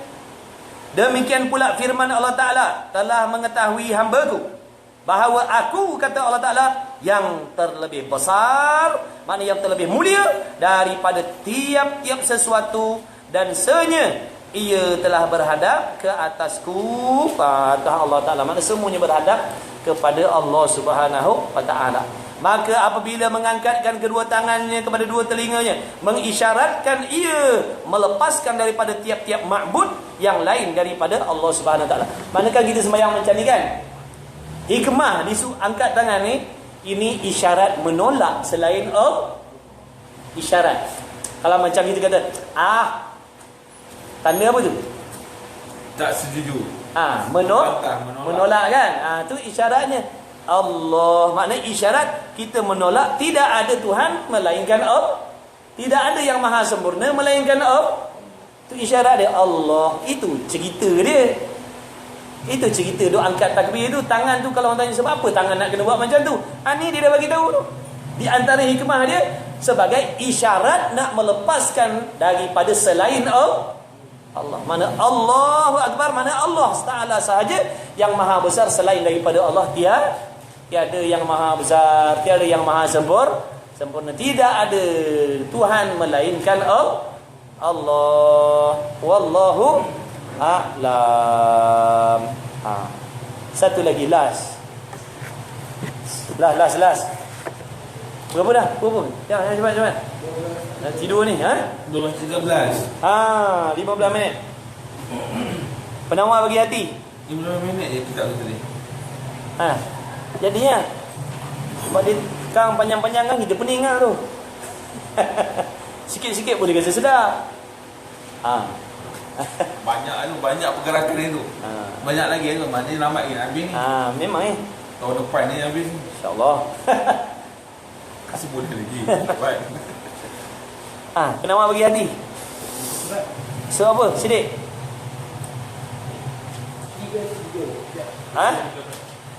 38 hari ni? Dah 20 minit. Bismillahirrahmanirrahim. Qala Syekhul Musannif rahimahullah ta'ala wa nafa'na bi'ulumi fid darain amin. Bahwasanya yang makan akan makanan yang haram dan yang makan akan makanan yang syubhat itu tiada diberi petunjuk oleh Allah Ta'ala akan dia kepada ibadat. Orang yang makan makanan yang haram, orang yang makan makanan yang syubhat, ataupun sumber makan minum dia tu daripada usaha yang haram, daripada usaha yang syubhat, Allah Ta'ala tidak akan memberi petunjuk kepada dia kepada ibadat. Sebab tu penting dalam bab makanan ni, kena pastikan cara kita mencari rezeki tadi dalam keadaan yang halal. Jangan haram ataupun jangan syubhat. Sebab kesan daripada makan makanan yang haram dan syubhat, ataupun daripada urusan, makna cara nak mendapatkan rezeki tadi tu. Dia makan sayur, tapi duit nak beli sayur tu dia dapat dengan merompak. Contoh, faham tak? Ini yang saya maksudkan usaha nak dapatkan tadi tu. Dia makan sayur, dia makan ikan cayu yang biasa, tapi sumber tu daripada mana dapat duit tadi? Dengan cara macam mana? Cekik petang leher orang ke? Kebas orang punya ragut, orang punya menipu ke macam mana? Maknanya sama adik-beradik ni. Makan benda haram, contoh makan daging anjing babi, itu makan haram juga. Minum arak, makna makan haram juga. Atau dia minum mineral, dia minum air syirap, dia makan sayur, macam biasa, beras, nasi. Tapi sumber, cara nak dapat tu dengan merompak, dengan menipu. Ni adik-beradik sama juga, orang panggil makan haram. Banyak pun ni pengalaman Sidik. Dia pendapat saya kerja. Saya kan kerja grup lain. So kawan saya ni dia grup lain lah. Ada grup musik, ada yang Melaka lah. Okay. Dia cakap kita boleh dapat macam awal hujung bulan 31 boleh dapat gaji. So dalam belanja tu ada dia nak belanja makan. So semua bulan dapat dapat gaji, gaji banyak, dia dapat wakil lah tu. Semua makan lah. Dia tanya siapa nak makan, KFC nak makan apa. Semua dia satu tim. Okay, dia nak belanja lah. Apa tu? Dia makan semua punya, lepas minggu lebih dia baru dapat tahu. Kemudian lelaki tu dia menang dengan dia Toto. Oh, dia belanja duit loteri lah. Tapi dia dah makan, tapi dia dapat tahu. Dia tanya, dia cakap kat saya, dia apa yang dia order kat lelaki tu, macam dia makan RM5. RM5 tu juga dia masukkan atas musuh. Halal ke makan yang makan? Dia masukkan dia macam ni. Dia kena loteri. Okay. Dia belanja semua kawan dia makan. Okay. Dia cakap, aku belanja kena duit number dengan nilai RM10 yang kita makan. Lepas tu dia nak tebus balik dosa, dia ambil duit RM5, dia sedekah dekat surau. Macam ibarat dia dah makan, lelaki tu belanja dia dengan harga yang makan RM5. Dia punya duit isi RM5 tu dia masukkan kat surau. Tak perlu, dia kena taubat lah. Setelah dia tahu benda tu berpunca daripada makanan yang haram, maknanya dia kena taubat lah. Bukan disuruh ganti. Bukan disuruh ganti. Itu senang. Benda haram tak apa. banyak taubat lah. Banyak simpan kan, bukan dosa banyak. Mana taubat lah. Kalau nak ikutkan, kalau tak tahu tak jadi dosa sebab kita tak tahu benda tu. Yang dosa yang belanja lah. Sebab dia merahsiakan benda tu. Ataupun niat dia saja nak menganiaya ke orang kan. Dah lepas belanja, kau dah makan dah kenyang semua. Okey, hari ni aku nak cakap yang kau makan tadi tu semua duit loteri sebenarnya. Sebab dia kata dia dah makan. Tu dosa atas dia lah. Dia tanya, Atas kita yang termakan tadi tak dosa, cuma taubat lah juga. Kan? Istighfar. Istighfar banyak-banyak. Jangan duk rapat dah dengan diri kita. Tipu Sebab OT dah, pun dah tak tahu boleh orang, lah. dah tahu dia buat kerja benda macam tu kan. Tipu OT pun tak boleh. Kan Ustaz kan? Kerana tiada patut bagi mengerjakan, makna tak patut ni tidak layak bagi mengerjakan ibadat itu melainkan yang suci daripada segala kekotoran, sama ada kekotoran yang dapat dilihat dengan mata seperti najis, ataupun kotoran yang tiada dapat dilihat dengan mata seperti hadas kecil dan hadas besar. Maka dan makan akan makanan yang haram dan makan makanan yang syubhat adalah merupakan najis. Maknanya dikira najis, dikira kotor. Sebab tu tak layak nak buat ibadat. Sebab tu Allah halang dia. Sebab tu Allah tak bagi hidayat. Sebab tu Allah Ta'ala tak bagi petunjuk untuk buat ibadat. Sebab dia tak melayakkan dalam keadaan dia kotor tadi tu untuk membuat ibadat. Penuh dengan haram. Maknanya duit haram, makan haram. Maknanya nak solat, mana tak padan dengan solat tu. Dengan benda haram duduk dalam tubuh badan. Sebab tu Allah Ta'ala tidak memberi petunjuk kepada orang yang makan benda haram ni ataupun syubhat kepada ibadat. Dia tak akan dapat petunjuk buat ibadat. Mintalah macam mana. Kalau dibuat pun Allah tak terima. Dan yang kedua, bahawasanya yang memakan akan makanan yang haram dia yang syubhat itu ditegahkan akan dia daripada mengerjakan kebajikan, dan jika mengerjakan ia akan kebajikan, nescaya tiada diterima daripadanya dan tiada ada baginya melainkan penat juga. Dia dapat penat je lah. Seperti mana sabda Nabi sallallahu alaihi wasallam, kam min qa'imin laisa lahu min qiyamihi illa sahru wa kam min sha'imin laisa lahu min siyamihi illa al-ju'u wadh-dhama'u. Beberapa banyak daripada orang yang sembahyang pada waktu malam, sembahyang malam, qiyamul lail, tiada ada baginya daripada sembahyangnya melainkan berjaga. Banyak orang yang berjaga tahajud, tapi sebenarnya pahala tak dapat, dia hanya dapat mengantuk. Berjaga malam sahaja, pahalanya tak dapat. Adalah sebab-sebab dia. Contoh kadang-kadang sebab dia riak, sebab nak dikatakan ahli tahajud. Kan? Maknanya saya tiap-tiap malam saya tahajud. Tujuan saya supaya saya bermegah-megah. Supaya saya dipanggil ahli tahajud. Tiap-tiap malam saya tahajud, tapi niat saya nak benda tu. Maknanya saya dapat ngantuk je, pahala sikit pun saya tak dapat. Sebab ada riak dalam hati, ada sum'ah dalam hati, nak dipuji sebagai ahli ibadat. Contohnya ni macam kita mengaji ni kan, kita belajar ni kan, supaya orang kata aku baikus mengaji. Nak orang kata kita macam tu, dapat penat je lah kita, dapat minum TO je lah, pahalanya tak apa. Sebab tak amanah macam mana? Tak amanah. Macam dia kerja, tak mana haram lah hukum dia. dia kerja tapi dia banyak ambil, tahu kalau dia cuti sakit boleh bayar, boleh gunakan cuti ni. Tapi dia ambil cuti sakit tanpa sakit. Kalau tak sakit tak pergi, cakap tak sihat lah. Gaji dia. Gaji dia. Bohong lah, masuk syubhat lah. Dosa lah buat benda macam tu, nipu lah. Ibaratnya kita curi duit lah. Tak kerja tapi kata kecuali dia ambil cuti, gaji tak ada, tu lain lah. Ni dah cuti, cakap sakit tapi tak sakit saja dia, apa alasan, menipu lah tu. Haram lah hukumnya. Dapat gaji macam tu, campur orang panggil syubhat lah. Syubhat jadi syubhat, gaji dia jadi syubhat. Jatuh pada haram juga Jatuh pada haram juga Syubhat ni dia dekat-dekat nak haram. Masuk dalam tadi tu, geng dia, geng. Elakkan. ada tu. Tak ada sangat dah buat. Sebab dia nak pasti sudah warna aku makan haram banyak ni.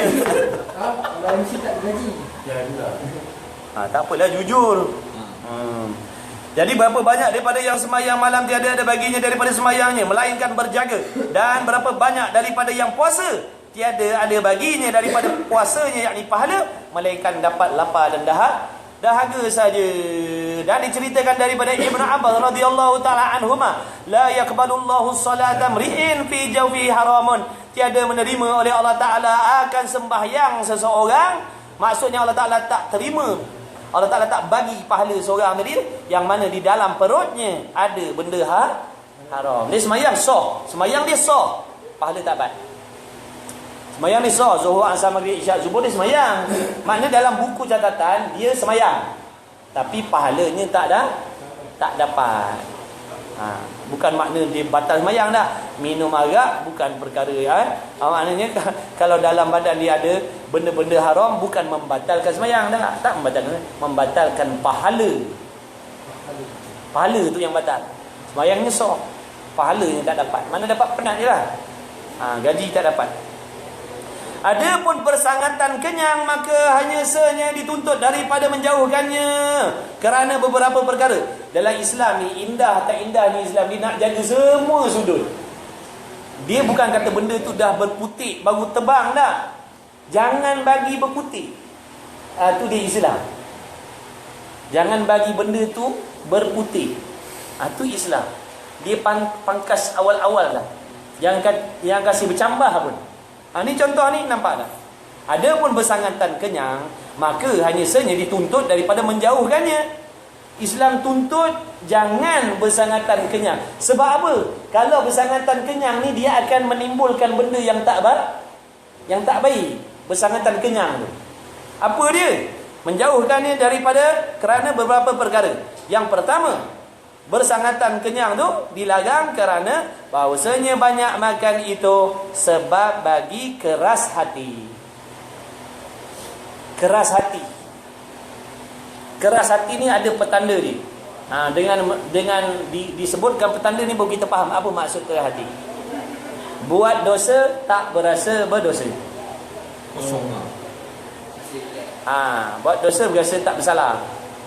Lagi memegah-megah. Bermegah-megah pula dengan dosa kita tu. Ingat je. Kemudian tak suka mendengar nasihat agama, benci dengan agama. Tu petanda. Tu masuk keras hati. Tak nak menerima nasihat yang baik-baik. Dia tak nak. Tu. Mendengar syurga tidak berasa tertarik. Dengar syurga tak berasa tertarik. Dengar neraka tak berasa takut. Itu tanda-tanda keras hati. Itu syurga itu tak. Dia tak berasa nak lah sebut syurga. Sebut syurga dia tak ada berasa nak. Dia tak ada berasa macam tu. Tu petanda tu. Masalah hati kita tu. Dengar disebutkan dalam syurga tu begini-begini, tak ada berasa nak, tak ada impian. Tu tanda-tanda hati masalah. Kalau hati dia sihat, bila dengar syurga, Allahumma inni as'alukal jannah, ya Allah rezekikanlah aku syurga. Tanda dia nak benda tu. Ni dah dengar syurga, duit, ya Allah rezekikanlah aku seperti mana yang kau bagi pada dia tu. Billionaire tu, jadikanlah aku macam dia juga. Tu nak pula dalam syurga. Jangan mesti ada keinginan. Kalau tak ada keinginan, nanti kita tak ada usaha nak cenderung ke situ. Sebab kita tak ada impian. Tak ada impian pun nak masuk syurga. Bila dah tak ada impian, macam mana kita nak buat? Sebab nak ke situ. Cuba ada impian nak rumah hebat, nak rumah mewah, ada impian, dia akan memberi kesan tindak tanduk kita akan usaha nak ke situ. Ada usaha nak ke situ. Impian kita tu. Ni impian pun dah tak ada. Impian nak masuk syurga pun dah tak ada. Maka berusaha nak ke syurga tu tak ada. Usaha nak mengaji tu tak ada. Sebab dia tak ada impian pun nak masuk syurga. Aku takut jadi kufur pun ada kan. Jauh. Jauh je. Itu yang nombor 1. Sebab bagi keras hati kalau makan terlalu kenyang. Jadi makan, Nabi kata berhenti sebelum kenyang. Makan ketika lapar. Sebab waktu lapar tu makan biasa. Tapi yang membazir makanan tu macam mana pula? Aku kan. Sifat yang dipuji. Tidak membazir. Bahawasanya yang kedua, bahawasanya banyak makan itu membangkitkan segala anggota pada yang sia-sia dan pada kejahatan. Dengan banyak makan, bersangatan kenyang, dia akan menyeronokkan tubuh badan buat maksiat dan benda sia-sia. Dari Kalau puasa, dia anggota ni jadi rajin nak buat ibadah. Perasan tak bulan puasa tak pernah buka Quran, tak pernah pergi semayang pergi. Padahal lapar kan? Tu nampak hikmah dia. Hikmah terbalik tu. Bila lapar, anggota akan rajin buat ibadat, tapi bila kenyang, anggota akan rajin buat benda sia-sia. Ada tak bulan puasa pergi rat di tengah hari? Raun karak. Mana ada? Tapi kebanyakan kan manusia bila bulan puasa banyakkan ibadat sebab dia nak kejar pahala sebab Yalah, itu satu. Maknanya itu di antara sebab lapar dia tu. Dia jadi ringan nak buat. Sebelum buka puasa kan kita bersemangat nak duduk saf depan tu imam. Bila dah buka, takkan imam tak pergi. Kenapa Ustaz pada kau je? Aduh. maknanya dia memperingatkan. Biar orang yang mendengar pun tak apa. Asyik baik ni sangka baik. Jangan pasal buruk daripada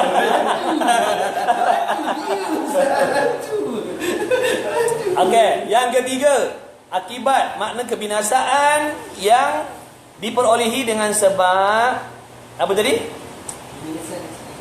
Sebab apa? Bersangatan kenyang. Yang ketiga adalah membanyakkan makan itu membinasakan kecerdikan dan kepintaran dan sebab bagi sedikit faham dan pengetahuan.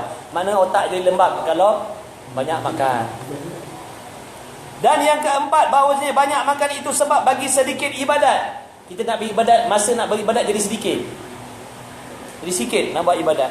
Kerana bahawasanya manusia itu apabila membanyakkan ia akan makan, nescaya berat badannya dan mengantuk matanya. Kan? Jadi lemah, nak semayang, nak baca Quran pun lemah, nak pergi datang usrah pun jadi lemah. Bab banyak jadi lemah. Dan yang terakhir, bahawasanya membanyakkan makan itu. Belum lagi? Tu sebab banyak makan tadi tu yang nak sudah cepat tu. Bahawasanya membanyakkan makan itu sebab bagi ketiadaan sedap mengerjakan ibadat. Terik pun nak semayang tak sedap. Terik pun nak mengaji tak sedap. Sedikit bisa sini, bisa sana. Kan? Keluh kesah, mengantuk. Sebab sangatan dia. Bahawasanya pada membanyakkan makan itu ditakuti jatuh kepada yang haram, yang syubhat. Mana kalau dah sampai gila, tahap makan gila-gila ni, takut-takut nanti. Takut-takut sampai termakan yang haram sekarang. Dengan babi-babi pun dia belasah sekali. Makna dia akan terbawa macam banyak bercakap kan. Terlalu banyak bercakap kadang-kadang sampai tertarik kepada yang haram. Ni terlalu banyak makan kadang-kadang sampai kan, terbanyak makan kadang-kadang sampai terambil benda-benda yang haram. Sekarang ni lagi lah pula macam-macam jenis makanan. Campur ni, campur tu. Kadang benda tu pun meragukan kita. Tak perasan benda tu dah masuk dalam perut kita dah. Ingatkan tak apa. Bahawasanya, kemudian seterusnya, bahawasanya padanya banyak makan tadi menyusahkan hati dan memenatkan badan pada nak mencarinya. Bila nak makan sedap, perlu tak belanja lebih? Bila belanja nak lebih, perlu tak kerja lebih? Bila kerja lebih, susah tak kita? Betul lah tu dia cakap tu. Itu sampai tipu-tipu tu. Itu dia sampai tipu-tipu tadi. Sampai tipu-tipu tadi tu. Sanggup menipu nampak tak? Nak makan sedap ni pasal. Sanggup. Susah-susah sampai main loteri lah. Nak makan sedap ni pasal. Bila banyak makan kita ni, selera kita nak makan yang mahal-mahal. Dah maklumlah benda yang lazat-lazat tu mahal. Ada yang lazat-lazat murah ni boleh jadi payahlah nak jumpa Biasanya kalau lazat tu mahal. Bila mahal, dah tentulah memerlukan kita mengambil masa untuk dapatkan jumlah tadi tu. Kalau kerja 2 jam tak dapat nak dapatkan makanan yang mahal tu. Dah tentulah kena kerja lebih masa. Sebab tujuannya asal tadi nak makan yang lazat lah. Kalau nak makan yang sederhana, maknanya pendapatan dia begini cukup dah. Tapi oleh kerana nak makan yang lazat-lazat, terpaksalah bekerja lebih masa. Bila bekerja lebih masa, perasan tak kita masa apa yang kita dah ambil tu? Masa ibadat kita dah ambil, gunakan untuk nak mencari makan tadi tu. Nak mencari belanja tadi untuk makan. 24 jam je Tuhan bagi. Makna bila kita habiskan ambil 20 jam dengan sendirilah masa untuk ibadat dah tak ada lah. Sebab dah salah. Dah dipindahkan kepada tujuan lain. Tu. Betul ulama cakap tak salah, betul, memang betul sungguh. Nak sangkal apa lagi? Kan? Yang menyebabkan kita tak ada masa tu sebab masa kita dah habis sebab nak banyak tadi. Nak banyak duit kita kena kerja lebih, betul? Bila kerja lebih dengan sendiri masa pula bila masa lebih tak adalah masa untuk yang satu lagi.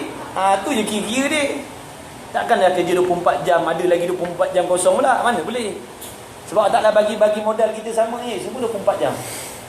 Orang Arab pun 24 jam, orang Melayu 24 jam, semua yang kerja kerajaan pun 24 jam, kerja sendiri pun 24 jam, yang tak kerja pun 24 jam, semua 24 jam. Jadi makna kalau pandai kita menguruskan masa, adalah untuk ibadat. Kalau masa kita tu kita gunakan untuk nak cari makna kehidupan saja, dengan sendiri masa untuk ibadat tak ada. Itu yang alasan tak ada masa tu. Sebab masa tu dah diberi pada tempat lain. Bahawasanya padanya banyak makan mengurangkan pahala akhirat.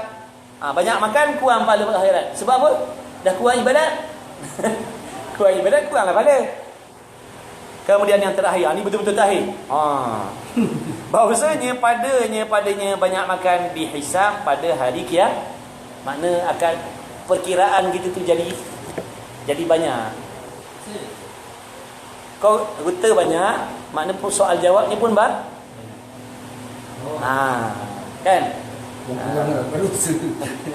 Bila banyak kita punya harta, banyaklah soal jawab kita nanti.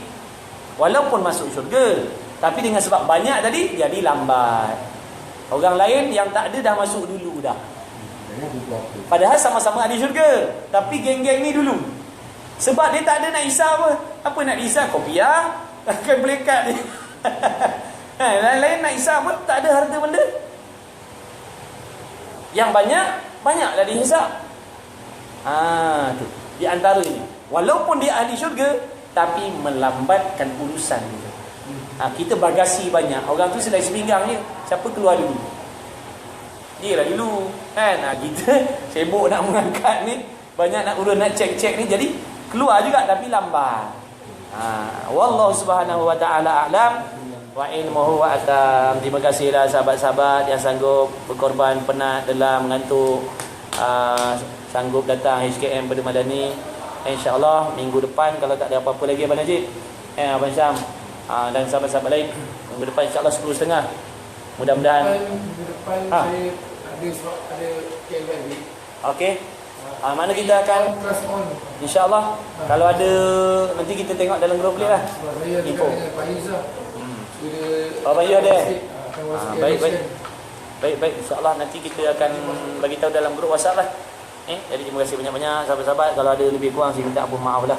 Gua jadi wallahu a'lam wa ilmu atam.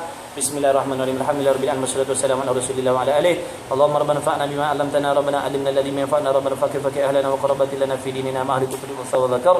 Wa sallallahu Muhammad wa ala alihi wa sahbihi wasallam. Alhamdulillahirabbil alamin. Taqabbalallahu minkum minna wa minkum taqabbal ya karim. Tak benda nak tanya pada Ustaz. Kawan saya ni Ini banyak pengalaman aku ni sedih. saya tak Kamu sebenarnya kawan dia. 2016 saya kenal saya tengok ketika Kau ni guna nama kawan. Banyak. 2016 saya kenal kawan saya ni. Jadi saya praktikal ke ICT. Ini bapak dia Cina ke atau mak dia Cina ataupun mak dia India ataupun bapak dia India. Dia tentulah mix. Okey.